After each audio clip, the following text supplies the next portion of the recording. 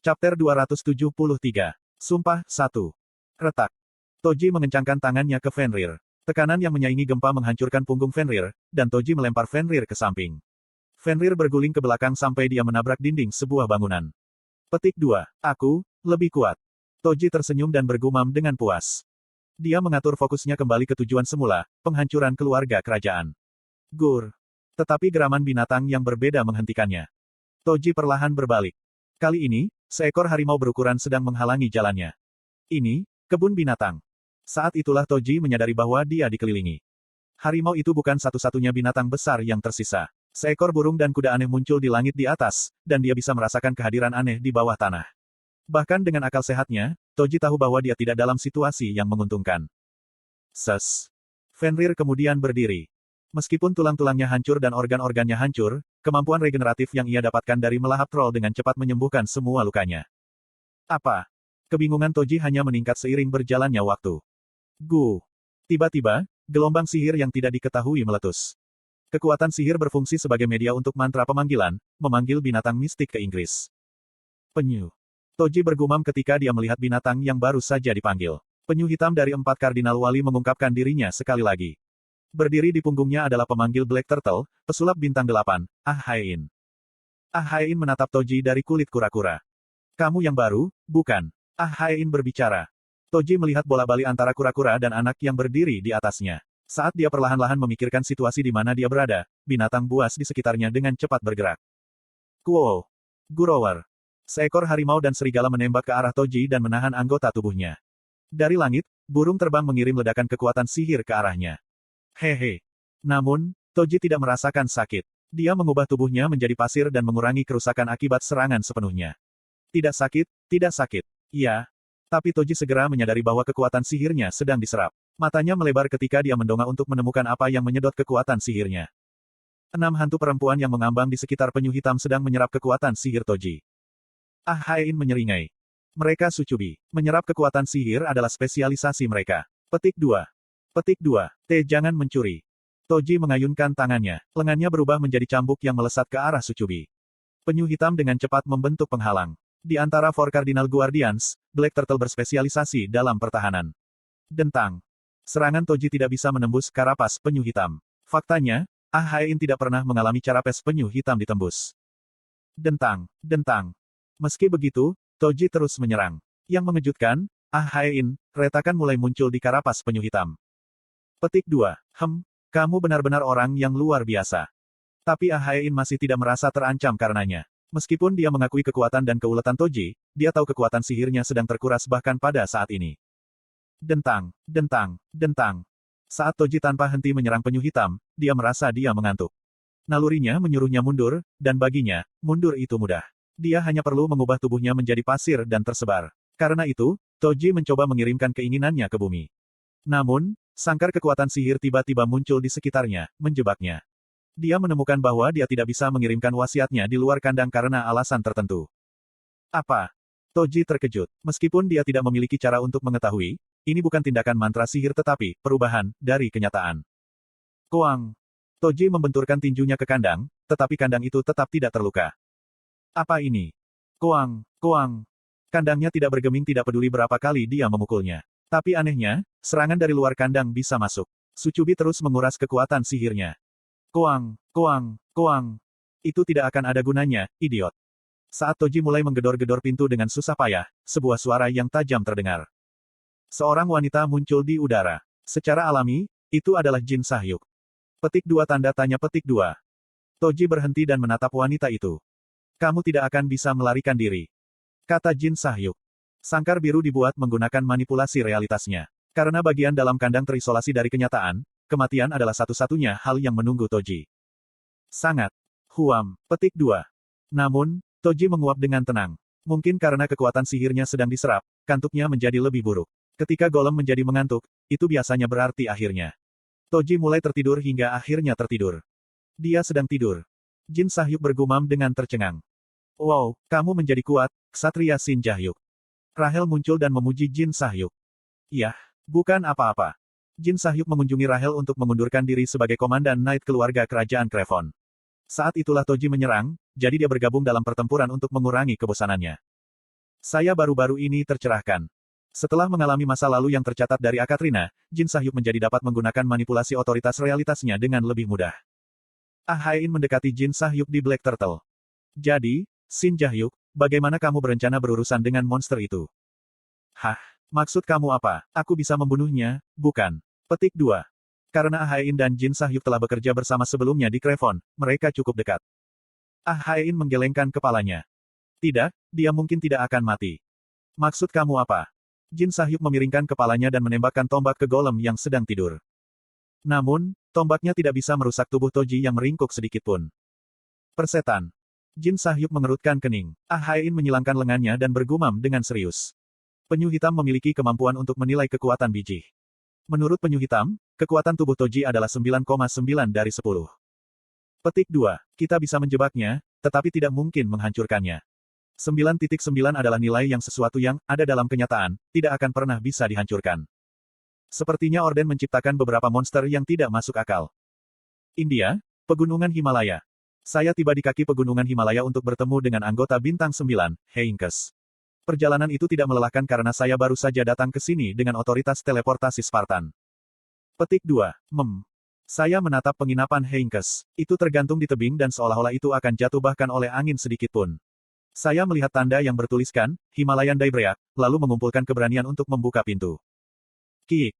Suara berderit terdengar, dan pria di belakang meja mendengarkan radio menatapku. Rambut putih panjang yang diikat ke bawah, fitur wajah yang tampan, dan bekas luka di sekitar mata kirinya. Sama seperti saya menggambarkannya dalam novel saya, kata sifat, usia tua, sangat cocok untuk Heinkes. Apakah kamu? Heinkes berbicara sebelum aku bahkan bisa memasuki penginapan. Karena bukan itu yang saya harapkan sebagai salam, saya harus berhenti dan memikirkan apa yang dia maksud. Tetapi melihat bahwa saya bingung, Heinkes mengerutkan kening. Apakah kamu orang yang membunuh saudara muridku yang berharga? Petik 2. Murid yang berharga. Saya tercengang pada awalnya. Oleh muridnya, dia harus berbicara tentang Chaenayun. Tapi bukan saja Heinkes tidak ada hubungannya dengan Chaenayun dalam novel aslinya, tetapi dia juga seharusnya tidak menghabiskan banyak waktu dengannya di dunia ini. Berapa lama kamu akan berdiri di sana? Masuklah, jangan khawatir. Petik 2. Petik 2. Jika ada, Chaenayun tampaknya telah mempengaruhi cara dia berbicara. Apa yang tidak kamu inginkan? Tidak. Saya berjalan ke penginapan. Memikirkannya sekarang, jelas bahwa Heinkes akan mengenaliku. Seperti tersirat dalam judulnya, Lord of Steel, alat Heinkes, semuanya memiliki kecerdasan yang menyaingi manusia, dan mereka juga berbagi pikiran sarang juga. Jika Anda mengenal saya, berbicara seharusnya lebih mudah. Aku duduk di sebelah Heinkes dan langsung menuju pokok permasalahan. Aku datang untuk meminta bantuanmu. Secara kebetulan, radio melaporkan alasan saya datang ke sini. Orang humanoid elit Orden telah menginvasi beberapa negara. Monster harimau dengan nama, Tigris menyerang Shanghai, kiamat zombie, dilaporkan di Paris, dan Heinkes mematikan radio dan menatapku. Tingginya yang tinggi dan tinggi seperti menara membuatnya lebih dari sedikit mengintimidasi.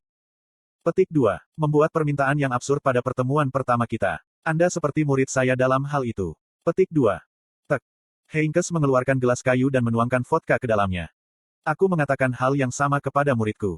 Tubuh saya tidak dalam kondisi untuk melawan siapapun. Petik 2. Jika 9 bintang tidak akan bertarung, lalu siapa?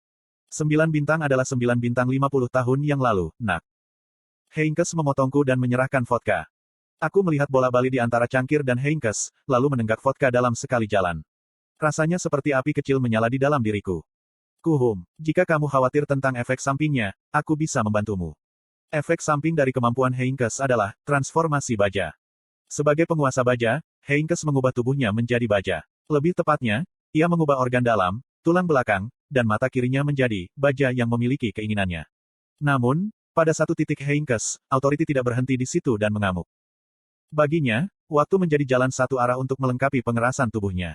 Seiring berjalannya waktu, semakin banyak bagian tubuhnya berubah menjadi baja, termasuk otak dan darahnya. Dia ditakdirkan untuk menjadi sepotong baja dan mati. Namun, saya memiliki ramuan yang hanya dapat ditemukan di Tower of Wish. Dengan mencampurkannya dan menggunakan kekuatan intervensi pengaturan saya seharusnya dapat membuat obat untuk menghilangkan efek samping ini. Saya tahu bagaimana menyembuhkan efek samping yang Anda derita. The Nine Stars benci memiliki efek samping dari kekuatan mereka yang disebutkan. Jadi saya mempertaruhkan hidup saya untuk berada di sini. Petik 2. Heinkes menatapku dengan tenang. Mata kirinya berubah abu-abu sebelum aku sadar. Mata bajanya mengalami dunia dalam sepersejuta kecepatan normal, dan itu khusus untuk mendeteksi kebenaran. Heinkes memelototiku dan berbicara. Es ist wahr. Itu bahasa Jerman, tapi saya menerjemahkannya menggunakan laptop di kepala saya. Dia bertanya apakah itu benar. Ya itu. Ketika saya menjawab, alis Heinkes berkedut. Saya berdiri dengan gugup, tetapi apa yang dia katakan sesudahnya mengejutkan saya. Kamu belajar bahasa Jerman. Maaf. Aku bertanya apakah kamu belajar bahasa Jerman. Ah, ya, sedikit. Pada saat itu, mata kiri Heinkes kembali ke warna normal. Dia terlihat kurang berhati-hati dari sebelumnya. Dia tersenyum lembut. Mengapa kamu belajar hal seperti itu? Ini bukan tahun 1980-an lagi. Petik 2. Hah, oh, petik 2. Dunia ini berbeda dari dunia tempat saya berasal. Mudah dilihat karena Korea adalah satu-satunya negara adikuasa di dunia. Karena bahasa Korea adalah bahasa yang digunakan bersama di dunia, tidak banyak penerjemah atau penerjemah. Dan karena sebagian besar makalah akademik dan dokumen resmi ditulis dalam bahasa Korea, orang Korea tidak punya alasan untuk belajar bahasa asing. Petik 2. Aku mempelajarinya karena aku tahu kamu orang Jerman. Benarkah begitu? Anda punya sopan santun. Berapa banyak yang telah Anda pelajari? Petik 2. Aku seharusnya bisa berkomunikasi dengan normal. Oh, astaga. Heinkes tertawa terbahak-bahak. Saya tidak ingat memberinya suasana seperti itu, tetapi dia seorang patriot yang lebih besar dari yang saya kira. Yah. Itu cerita lain. Heinkes memasang ekspresi serius sekali lagi. Sayangnya, aku tidak punya niat untuk menyembuhkan efek sampingku. Hah? Saya terkejut. Efek samping Heinkes seharusnya menjadi salah satu yang terburuk di antara 9 bintang, tetapi dia tidak ingin membalikkannya. Heinkes melanjutkan, ketika saya muda, saya takut mati. Itu sebabnya saya melarikan diri ke tempat ini. Tapi sekarang berbeda. Jika seseorang seusia saya takut mati, maka dia belum cukup dewasa. Petik 2. Sangat. Ya. Sungguh. Tapi ada satu hal yang saya inginkan dari Anda. Petik 2. Syukurlah sepertinya ada sesuatu yang bisa saya lakukan. Aku cepat-cepat mengangguk, dan Heinkes berbicara dengan senyum nakal. Menyelesaikan masalah dengan muridku. Keheningan turun. Saya membalas tepat 3 detik sesudahnya. Petik 2. Hah? Tidak masalah bagaimana caranya. Selesaikan saja dengannya. Petik 2. Senyum polos muncul di wajah Heinkes. Petik 2. Maksudmu, dengan Chae Nayun. Betul. Itu bukan penawaran yang bisa saya terima dengan mudah. Saya tidak tahu apa yang Heinkes tahu, tetapi hubungan saya dengan Chae Nayun bukanlah sesuatu yang bisa diperbaiki dalam beberapa kalimat. Petik 2. Itu bukan sesuatu yang bisa diselesaikan dengan mudah. Murid saya dan saya sama-sama tahu segalanya tentang Anda. Chae Nayun tahu kebenaran di balik kematian Chai Jinyon, seperti mengapa Anda membunuh Chai Jinyon dan di negara mana ia berada. Petik 2. Petik 2. Aku juga tahu itu. Saya sudah mendengarnya dari Yo Yonha. Maka itu masalah yang lebih besar. Mengapa kamu ragu-ragu? Astaga. Petik 2. Heinkes menyilangkan tangannya seperti sedang menatap orang bodoh. Petik 2. Petik 2. Jika Chae Nayun ada di sini, saya merasa dia akan mengatakan ini, itu bukan urusanmu, Pak Tua. Tapi saya bukan Chae Nayun. Setelah memikirkan apa yang dia katakan sejenak, aku diam-diam memeriksa potensinya. Heinkes. 9.75, 9.6. 9,75 kemampuan. 9.6 potensial. Nilai-nilai itu tidak masuk akal. Tapi saya mengerti setelah beberapa saat.